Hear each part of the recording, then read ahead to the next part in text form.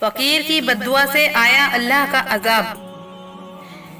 एक बार एक मोहल्ले में चचा चमन रहते थे।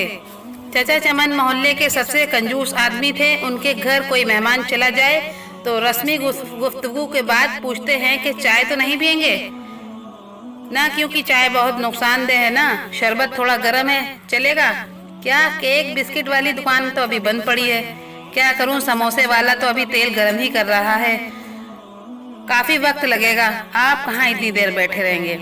बेचारा मेहमान ये सुनकर शर्मिंदा हो जाता। एक दिन दोपहर को किसी फकीर ने उनके घर का दरवाजा खटखटाया। चचा चमन ने दरवाजा खोले बगैर पूछा, कौन है? फकीर बोला, बेटा मेहरबानी करो, मुझे कुछ पैसे दे दो, मेरे पास सब्जी है, रोटी खरीद कर खा लूंगा। चचा चमन ने बोला, जाओ दफा हो जाओ, नहीं है मेरे पास पैसे, पता नहीं कहाँ से ऐसे भिखारी आ जाते हैं मांगने के लिए, खाने से दिल ही नहीं भरता। चचा चमन ने बेचारे फकीर को खूब बातें सुनाई। फकीर मायूस हो गया। आखिर उसकी जुबान से बद्दुआ निकली, अल्लाह तुझे हमेशा खाने से दूर रखे, तू भी कुछ न खा सके। इतना कहकर वो फकीर वहां से चला गया। कुछ दिन बाद चचा चमन के पेट में शदीद दर्द उठा और दर्द इतना शदीद था कि वो तड़प उठे। घर वाले उनको हॉस्पिटल ले गए। हॉस्पिटल में चचा चमन के मुख्तलिफ टेस्ट हुए। आखिर पेट के दर्द का पता चल ही गया। डॉक्टरों ने हिदायत दी कि 10 से 15 दिन तक हॉस्पिटल में ही रहना होगा ताकि मुकम्मल इलाज किया जा सके। हॉस्पिटल से जब घर वापस आए तो कमजोरी से निढाल थे, बहुत बुरा हाल था, कोई चीज़ हजम नहीं होती थी, दही भी खाते तो उल्टी हो जाती। डॉक्टर के पास जाते तो वो कहता कि शायद आपने बदपरहेजी की है, टेस्ट करवाते तो सब ठीक आता। दवा बाकायदगी से इस्तेमाल करने के बावजूद तबीयत संभलने का नाम नहीं ले रही थी, रंग पीला पड़ चुका था, थोड़ा सा खाने से भी उल्टी हो जाती। चचा चमन की रातों की नींद उड़ चुकी थी। अब उनको मौत का खौफ सताने लगा था। सोचते सोचते उन्हें नींद आ गई। ख्वाब में देखा कि पुलाव की देग के पास बैठे हैं, वो सबको चावल बांट रहे हैं। सुबह उठकर चचा चमन ने घर वालों को अपना ख्वाब सुनाया तो उन्होंने मशवरा दिया कि गरीबों को खाना खिलाओ। चचा चमन ने खैर व बावर्ची को बुलाया और उनसे पूछा कि 10 किलो की देग पर कितना खर्चा आएगा।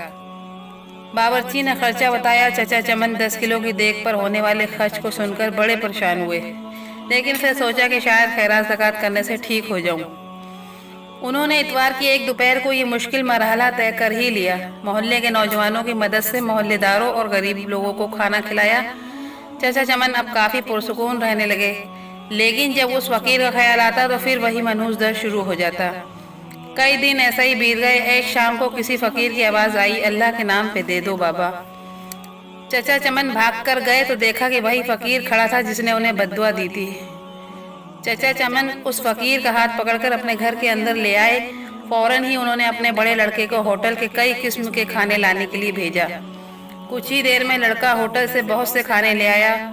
चचा चमन और फकीर ने पेट भरकर साथ में खाया।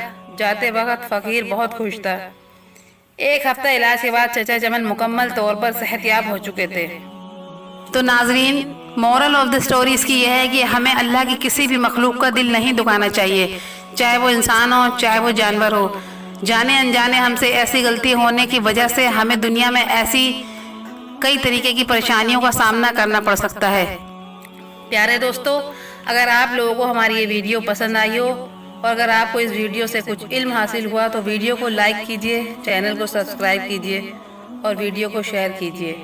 और आपने जो अपना कीमती वक्त दिया है उसके लिए आपका बहुत बहुत शुक्रिया।